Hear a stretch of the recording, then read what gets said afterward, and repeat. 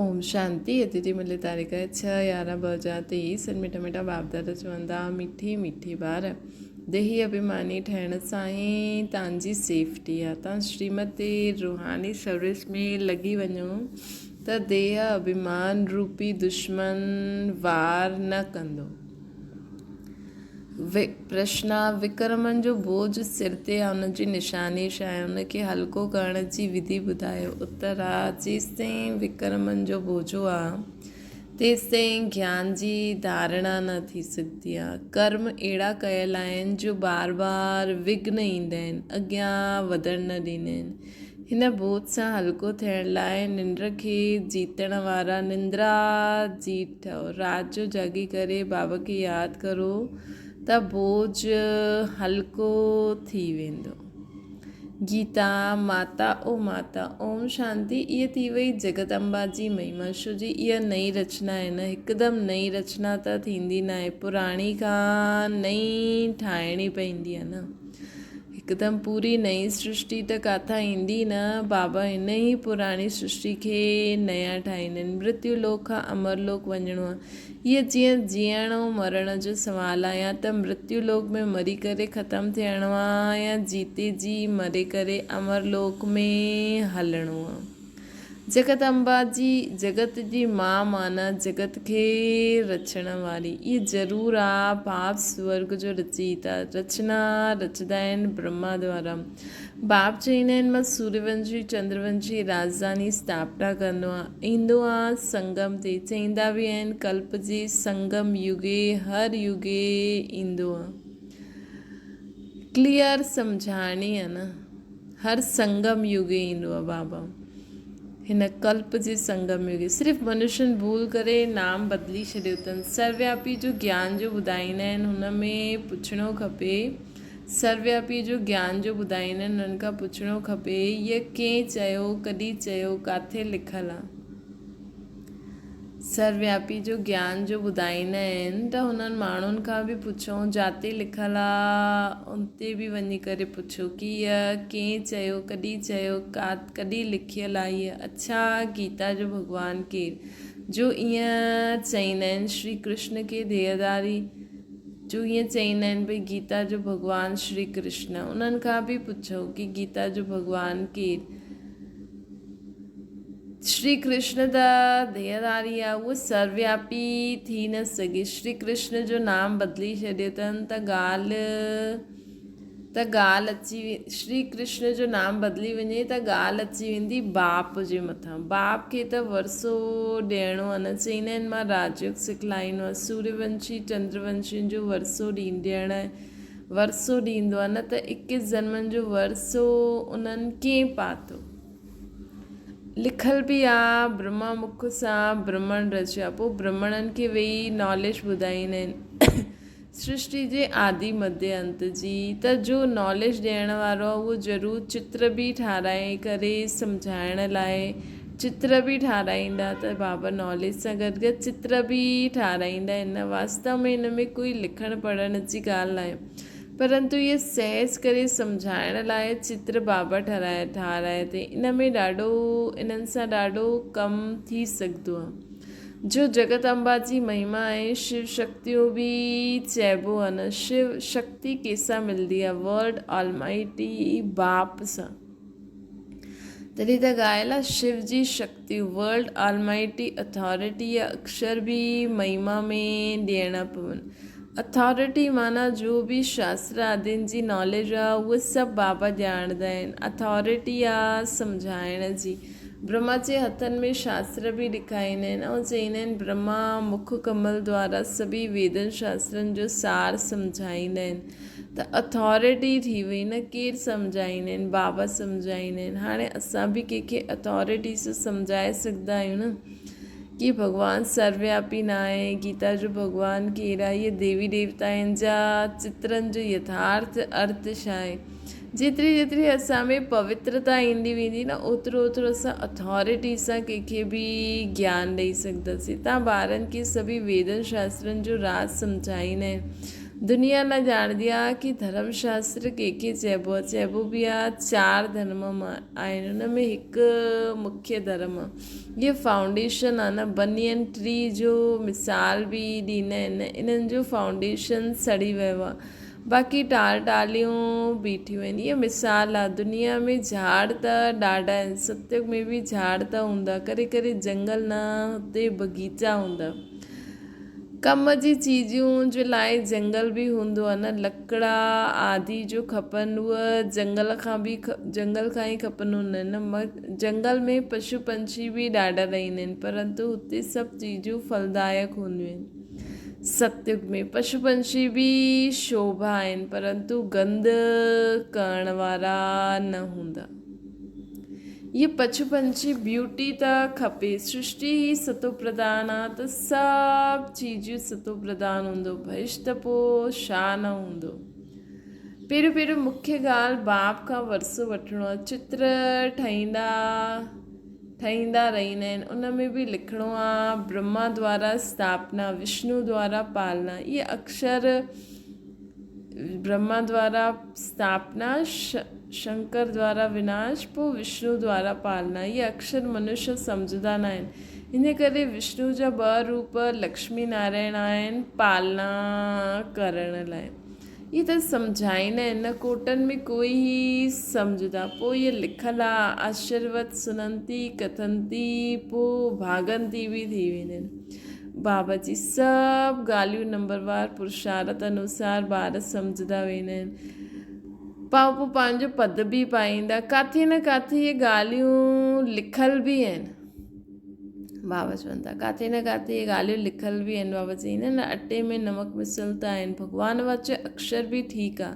भॻवान जी बायोग्राफी अगरि बिगड़ी वञे त सभु शास्त्र खंडन थी वञनि। ॾिसण में ईंदो आहे बाप दिन प्रतिदिन सुठी पॉइंट्स ईंदा रहंदा आहिनि। पहिरियों त निश्चय कराइणो आहे कि भॻवान ज्ञान जो सागर, मनुष्य सृष्टि जो बीज रूप आहे न। पहिरियों त ये निश्चय करायो, नेरी बि बाबा चई न, पहिरियों निश्चय करनि लिखनि कि हा ये असांजो बाप आहे। चैतन्य बीज में नॉलेज कंदी ईंदी, ज़रूरु झाड़जी हूंदी न। शिव बाबा खे पूरे झाड़ जी नॉलेज आहे न।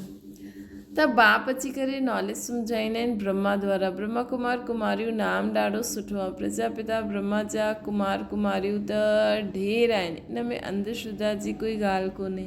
ये त रचना आहे न। मम्मा बाबा अथवा तव्हां माता पिता सभु चईंदा आहिनि। जगदम्बा सरस्वती ब्रह्मा जी बेटी आहे।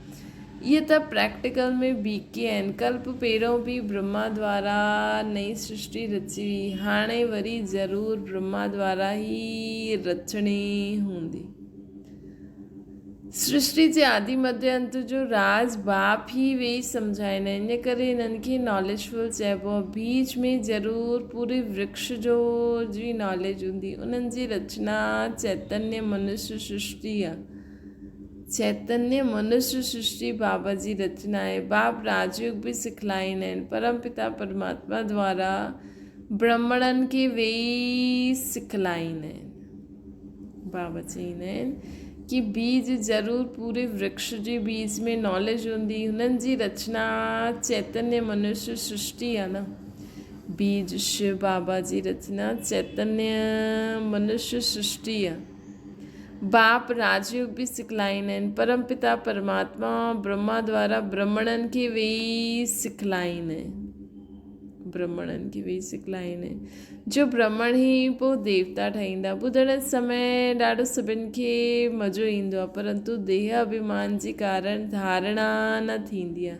हितां खां ॿाहिरि विया ऐं सभु खलास। अनेक प्रकार जो देह अभिमान आहे, इन में ॾाढी महिनत खपे। बाबा चवनि था पंहिंजे देह अभिमान खे मिटाए करे देही अभिमानी थी धारणा करो, सेवा करो। इन में ॾाढी महिनत खपे। बाप चईंदा आहिनि निंड खे जीतण वारा ठहो, देह अभिमान छॾो, देही अभिमानी ठहो। रात जो जागी करे यादि करो, छो जी तव्हांजे सिर ते जन्म जन्मांतर जी विकर्मनि जो बोझ आहे, त तव्हांखे धारणा करण न ॾींदी। जो कर्म कया आहिनि कि उहे जे कर्म अहिड़ा कया आहिनि जो हिन कारण देही अभिमानी न ठही सघंदा आहियूं। ॾिसो, देही अभिमानी ठहिण जे लाइ बि असांखे सुठा कर्म करणा खपनि।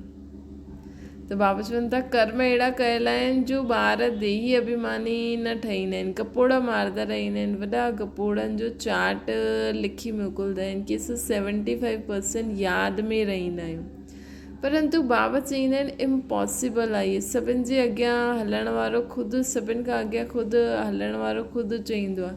केतिरी बि कोशिशि कंदो आहे यादि करण जी, परंतु माया घड़ी घड़ी भुलाए ॾींदी आहे। सचो चार्ट बि लिखिणो आहे। बाबा चार्ट बि सचो लिखो, छो जो बाबा जी न 75% कपोड़ा मारंदा आहिनि। बाबा बि बतलाईंदा आहिनि जो ॿारनि खे बि बाप खे फॉलो करणो खपे। फॉलो न करे सघंदा आहियो त चार्ट बि न भेजदा आहिनि। पुरुषार्थ जे लाइ समय मिलियल आहे न। इहा धारणा कोई मासी जो घर थोरी आहे, हिन में थकिणो न आहे। कोई सम्झण में टाइम वठंदो आहे, अॼु न त कल्ह सम्झी वठंदा। बाबा चईंदा आहिनि कंहिंखे न सम्झण में टाइम लॻंदो आहे, त अॼु न त कल्ह सम्झी वठंदा। बाबा चईंदा आहिनि बाबा ॾिनो आहे। बाबा चईंदा आहिनि कि असांखे थकिणो न आहे, सचो चार्ट लिखिणो खपे। पुरुषार्थ जे लाइ समय मिलियल आहे न। बाबा चईंदा आहिनि कि फॉलो न कंदा त चार्ट बि न मोकिलींदा आहिनि। पुरुषार्थ जे लाइ समय मिलियल आहे। इहा धारणा कोई मासी जो घर थोरी आहे, इन में थकिणो न आहे। कोई सम्झण में टाइम वठंदो आहे, अॼु न त कल्ह सम्झी वठंदा। बाबा चई ॾींदा आहिनि कि जो देवी देवता धर्म जा हूंदा ऐं जो धर्म कन्वर्ट थी विया हूंदा, उहा अची वेंदा। हिकु ॾींहुं अफ्रीकन सादी जी बि कॉन्फ्रेंस थींदी। भारत खंड में ईंदा रहंदा, अॻियां कॾहिं ईंदा न हुया, हाणे सभी वॾा ईंदा रहंदा। जर्मनी जो प्रिंस आदि इहे सभु कॾहिं ॿाहिरि न निकिरंदा हुया। नेपाल जो बि किंग हुयो, उन कॾहिं रेल ॾिठी न हुई, पंहिंजी हद जे ॿाहिरि वियो ई न, वञण जो हुकुम ई न हुयो। पोइ कॾहिं ॿाहिरि न निकितो हुयो, हाणे ईंदा आहिनि। ईंदा सभु छो जो भारत सभी धर्मनि जो वॾो तीर्थ आहे न। हिन करे इहा एडवर्टाइज़ ज़ोर सां कढणी खपे। बाबा चवनि था इहा एडवर्टाइज़ ज़ोर सां कढणी खपे। अर्थात बाबा जो ज्ञान असांखे हर तरफ़ ॾियणो। छो जो बाबा चईंदा आहिनि विदेश वारा ई भारत जे कुंभकर्ण खे जॻाईंदा। त हाणे विदेश मां बि जॾहिं अहिड़ी अनुभवी आत्मायूं बाबा जो अनुभव करे हिन धरती ते ईंदियूं बाबा जे घर, तॾहिं त भारत जा कुंभकर्ण जगदा। ताकी सभु धर्म वारनि खे बतलाइणो आहे, निमंत्रण ॾियणो आहे। ज्ञान पोइ बि उहे ई उठाईंदा जो असांजे धर्म वारा कन्वर्ट थी विया हूंदा। इन में सम्झ खपे। हा, बाक़ी बाबा जो परिचय त सभी वठंदा न। त अगरि सम्झंदा त शंख ध्वनि ज़रूरु कंदा, ऐं जो असांजे धर्म जा हूंदा त उहो शंख ध्वनि बि ज़रूरु कंदा। असां ब्राह्मण आहियूं, असांखे गीता ई ॿुधाइणी आहे। ॾाढो सहज आहे। बेहद जो बाप स्वर्ग जो रचयिता, उन्हनि सां वरसो पाइणु असांजो हक़ु आहे, सभिनि जो हक़ु आहे। पंहिंजे पीअर घर मुक्तिधाम में वञण जो त सभिनि जो ई हक़ु आहे न। मुक्ति जीवन मुक्ति जो हक़ु आहे। छो जी मुक्तिधाम में त सभिनि खे ई वञिणो आहे, लेकिन जॾहिं बि आत्मा हिन सृष्टि ते ईंदी त पहिरियों सुख जो पाठ वॼाइणो। त मुक्ति जीवन मुक्ति जो हक़ु सभिनि जो आहे। मुक्ति जीवन मुक्ति सभिनि खे मिलणी आहे। जीवन बंध सां मुक्त थी पोइ शांत थी वेंदा आहिनि। पोइ जॾहिं ईंदा आहिनि त जीवन मुक्त अर्थात सुख जो वरसो पाईंदा आहिनि। परंतु सतयुग में त जीवन मुक्ति न मिले। सतयुग में त सभिनि खे सतयुग में जीवन मुक्ति न मिलंदी, अर्थात स्वर्ग जहिड़ा सुख न मिलंदा। हा, पहिरें जन्म में जॾहिं आत्मा मथां खां हेठि ईंदी आहे त पहिरियों हुनखे सुख मिलंदो आहे। सतयुग में जीवन मुक्ति में हुया देवी देवता, पुठियां जो ईंदा आहिनि कम सुख कम दुख। इहे हिसाब किताब आहे। सभिनि सां कंगाल भारत ई ठहियो आहे जो सभिनि खां ऊच हुयो। बाप बि चईंदा आहिनि इहे देवी देवता धर्म वारा ॾाढा सुख ॾियण वारा आहिनि। इहे देवी देवता धर्म ॾाढो सुख ॾियण वारो आहे। इहा बनी बनाई आहे न, जेको ठहियलु आहे उहो ई रिपीट थींदो आहे न। सभु पंहिंजे पंहिंजे समय ते पंहिंजो पंहिंजो पार्ट वॼाइण ईंदा आहिनि। हेवनली गॉड फादर ही हेवन स्थापन कंदा आहिनि। हेवनली गॉड फादर ई हेवन स्थापन कंदा आहिनि, ॿियो कोई करे न सघे। क्राइस्ट खां 3000 वर्ष पहिरियों बराबरि चईंदा आहिनि हेवन हुयो, नई दुनिया हुई। क्राइस्ट कोई हुते थोरी ईंदो स्वर्ग में, वो पंहिंजे समय ते ईंदो, पोइ उन्हनि खे पंहिंजो पार्ट रिपीट करिणो। ही सभु बुद्धि में वेही त श्रीमत ते हलो। ये सभु ॻाल्हियूं असांखे अगरि बुद्धि में सम्झ में अचनि थियूं त श्रीमत ते हलो। ऐं अगरि चाहींदा आहियो इहे ॻाल्हियूं असांखे सभु सम्झ में अचनि त असांखे श्रीमत ते हली करे पहिरियों पंहिंजी बुद्धि खे स्वच्छ कंदा हलो। त श्रीमत धारण कंदा हलो, बुद्धि में सभु ॻाल्हियूं वेहींदी रहंदियूं। इहे सभु ॻाल्हियूं, इहे सभु बुद्धि में वेहे त श्रीमत ते हलो। सभिनि जी बुद्धि हिकु जहिड़ी न आहे। श्रीमत ते हलण जी बि हिमत खपे। बाबा चवनि था श्रीमत ते हलण जी बि हिमत खपे। पोइ शिव बाबा तव्हांजो खिलायो, तव्हांजो पारायो ब्रह्मा ऐं जगदम्बा द्वारा। ब्रह्मा द्वारा ई सभु कुझु कंदा आहिनि न। ब्रह्मा द्वारा ही शिव बाबा सभु कुझु कंदा आहिनि। त कंबाइंड थी आहे न। ब्रह्मा द्वारा ई ब्रह्मण कीअं रचंदा। शादी त ॿिन्हिनि इकट्ठी कई आहे। बाबा चईंदा आहिनि सॉरी शरीर ब्रह्मा द्वारा ई कर्तव्य कंदा आहिनि न। ब्रह्मा द्वारा ई सभु कुझु कंदा बाबा। त कंबाइंड थी आहे न, ब्रह्मा द्वारा ई कर्तव्य कंदा। शरीर त ॿ इकट्ठा न आहिनि। आहे शरीर हिकु शरीर में ॿ आत्मायूं आहिनि। कंहिंजो कंबाइंड शरीर बि ॾेखारींदा आहिनि न। ॿ सर आहिनि ऐं बाक़ी सभु अलॻि। ॿ सर, ॿ हथ ऐं पेर हिकु ई। शरीर हिकु ई ऐं ॿ अलॻि अलॻि आत्माउनि खे अलॻि अलॻि थोरो थोरो शरीर मिलियो आहे। त बाबा चईंदा आहिनि कंहिंजो कंबाइंड शरीर बि हूंदो आहे। बाबा ॾिठो अथई ब्रह्मा बाबा। सोल त ॿिन्हिनि जी अलॻि अलॻि थी वई। हिन में बाबा प्रवेश कंदा आहिनि। उहा आहे नॉलेजफुल। त नॉलेज कंहिं द्वारा ॾिनई। श्री कृष्ण जो चित्र त अलॻि आहे। इहे त हिते त ब्रह्मा खपे न। प्रैक्टिकल में ब्रह्म कुमार कुमारियूं केतिरा आहिनि। इहे कोई अंधश्रद्धा त न आहे। एडॉप्टेड चिल्ड्रन खे भॻवानु वेही पढ़ाए थो। कल्प पहिरों जो एडॉप्ट थिया हुया उहे ई अची करे थींदा। ॿाहिरि ऑफिस में त कोई न निकिरंदो। ॿाहिरि ऑफिस में त कोई न चईंदा असां बीके आहियूं। बाबा चईंदा आहिनि कि ॿाहिरि त कोई न चईंदो ऑफिस आदि में कि असां त बीके आहियूं। इहे गुप्त थी वियो न। शिव बाबा जी संतान त आयो ई न। बाक़ी रचना नई सृष्टि जी रचणी हूंदी आहे।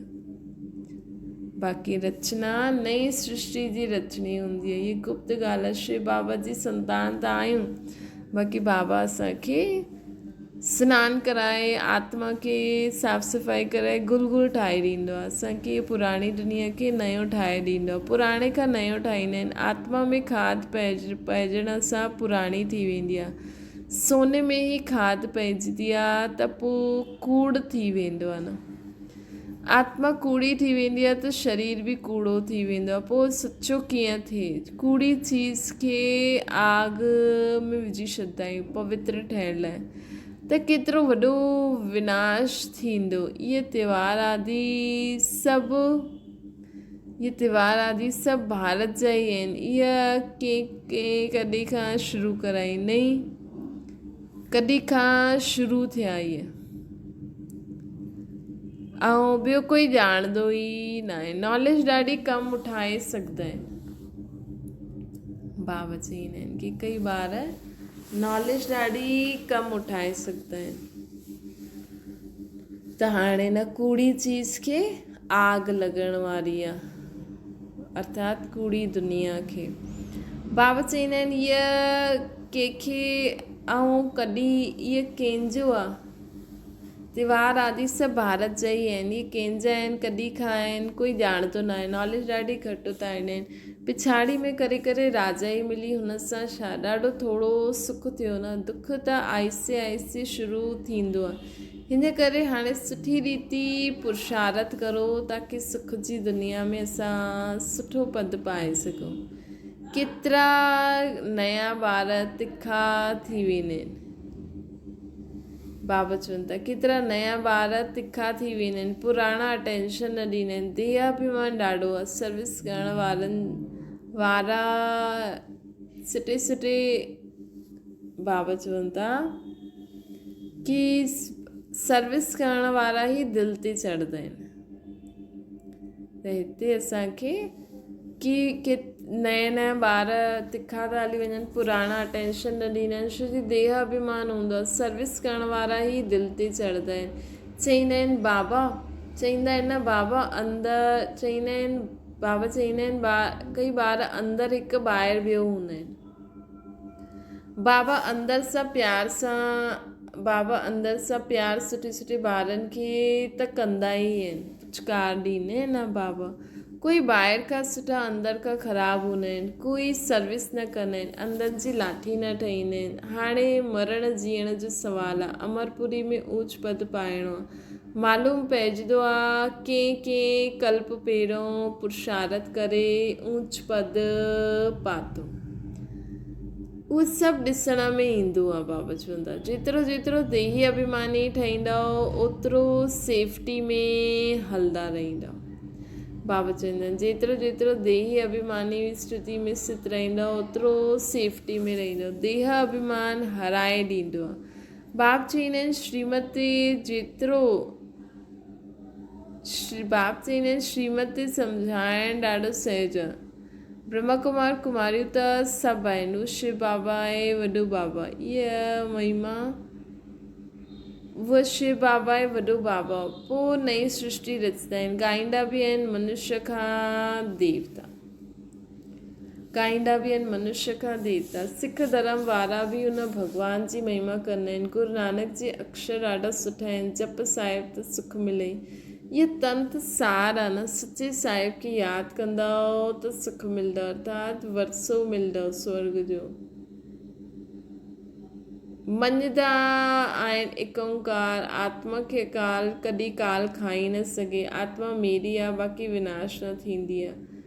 हिन करे अकाल तख्त ओम अर्थात असां बाबा चईंदा आहिनि कि ब्रह्मा कुमार कुमारियूं त सभी आहिनि, सृष्टि त नई आहे। त हाणे बाबा चवनि था ॾिसो सिख माण्हू जेका हूंदा आहिनि सुखमनी ऐं जपजी साहिब पढ़ंदा आहिनि, त इहा आहे कि जप साहिब त सुख मिले, इहा तंत अर्थात सार सचे साहिब खे यादि कंदा आहिनि त सुख पाईंदा आहिनि, अर्थात वरसो मिलंदा आहिनि। मञदा आहिनि एक ओंकार, आत्मा खे कोई काल न खाई सघंदो आहे। आत्मा मेरी थींदी आहे, बाक़ी आत्मा जो विनाश न थींदो आहे। इन करे अकाल मूर्त चईंदा आहिनि। बाप सम्झाईंदा आहिनि मां अकाल मूर्त आहियां, त आत्मायूं बि अविनाशी आहिनि। हा बाक़ी पुनर्जन्म में ईंदा आहिनि, त अकाल मूर्त अर्थात आत्मा खे कॾहिं काल न खाए। असां हिकु रस आहियूं न, शिव बाबा हिकु रस आहे, पुनर्जन्म में न ईंदा आहिनि। ऐं बाबा त हिकु रस आहे, असां त पुनर्जन्म में ईंदा आहियूं। साफ़ बतलाईंदा आहिनि मां ज्ञान जो सागर रूप बसंत बि आहे न। त इहे ॻाल्हियूं सम्झी करे सम्झाइणियूं आहिनि, अंधनि जी लाठी ठहिणो आहे, जीअं दान ॾियणो आहे न, पोइ कॾहिं अकाले मृत्यु न थींदी। बाबा चईंदा आहिनि अंधनि जी लाठी ठहिणो आहे, जीअं दान ॾियणो आहे। अगरि असां कंहिंखे ज्ञान ॾिनो त उहा आत्मा अगरि रोज़ु सम्झी करे बाबा जी मुरली ॿुधे थी, बाबा जी धारणा करे थी, त जीअं उहा कॾहिं बि अकाले मृत्यु न वरती, अर्थात स्वर्गवासी थी वेंदी। तव्हां काल ते जीत पायो था न, असां काल ते जीत पाती बि आहे ऐं पायूं बि था। त बाबा चवनि था कि हाणे इहे सभु ॻाल्हियूं सम्झी करे सम्झाइणियूं आहिनि, तॾहिं असां ॿियनि जी अंधनि जी लाठी ॾेई सघंदासीं, ॿियनि खे जीअदान ॾेई सघंदासीं। पोइ उहो कॾहिं बि अकाले मृत्यु न मरंदा। तव्हां काल ते जीत पाईंदा आहियो न। छा मीठी मीठी सिकल जे ॿारनि प्रति माता पिता बाप दादा जो यादि प्यार और गुड मॉर्निंग। रूहानी बाप जी से सभिनि रूहानी ॿारनि खे नमस्ते। असांजी बि रूहानी माता पिता बाप दादा खे यादि प्यार गुड मॉर्निंग ऐं नमस्ते। धारणा जे लाइ मुख्य सार श्रीमत ते रूहानी सर्विस करणी आहे, अंधनि जी लाठी ठहिणो आहे, शंख ध्वनि ज़रूरु करणी आहे। ॿियो आहे देही अभिमानी ठहिण लाइ यादि जो चार्ट रखिणो आहे, राति जो जागी करे ख़ासि यादि करिणो आहे, यादि में थकिणो न आहे। वरदान आहे पंहिंजी श्रेष्ठ शान में रही हर परेशानियुनि खे मिटाइण वारा मास्टर सर्वशक्तिवान ठहो। सदा पंहिंजी वरदान स्मृति में रहनि कि असां पंहिंजी श्रेष्ठ शान में रहण वारी ॿियनि जी बि परेशानियुनि खे मिटाइण वारी मास्टर सर्वशक्तिवान। सदा इहे वरदान स्मृति में रहे कि मां श्रेष्ठ शान में रहण वारी ॿियनि जी परेशानियुनि खे मिटाइण वारी मां मास्टर सर्वशक्तिवान आहियां। कमज़ोर न आहियां, श्रेष्ठ शान जी तख़्त नशीन आहियां। जो अकाल तख़्त नशीन आहिनि, बाप जी दिलि तख़्त नशीन आहिनि, श्रेष्ठ आसन में रहण वारा, श्रेष्ठ शान में रहण वारा, अहिड़ी आत्माएं स्वप्न में बि परेशान न थी सघंदी आहिनि। कोई केतिरो बि परेशान करनि लेकिन पंहिंजी श्रेष्ठ शान में अहिड़ी आत्मा रहंदी आहे। कोई केतिरो बि परेशान करे लेकिन अहिड़ी आत्मा जो सदा मास्टर सर्वशक्तिवान जी स्थिति ते स्थित रहंदी आहे। उहा अहिड़ी आत्मा कोई केतिरो बि उनखे परेशान करे लेकिन उहा पंहिंजी शान में ई रहंदी आहे। स्लोगन आहे सदा पंहिंजी समान में रहो त सर्व जो मान मिलंदो रहंदो। सदा पंहिंजी समान में रहो त सर्व जो मान मिलंदो रहंदो। छा ओम शांति। बाबा खे यादि करो,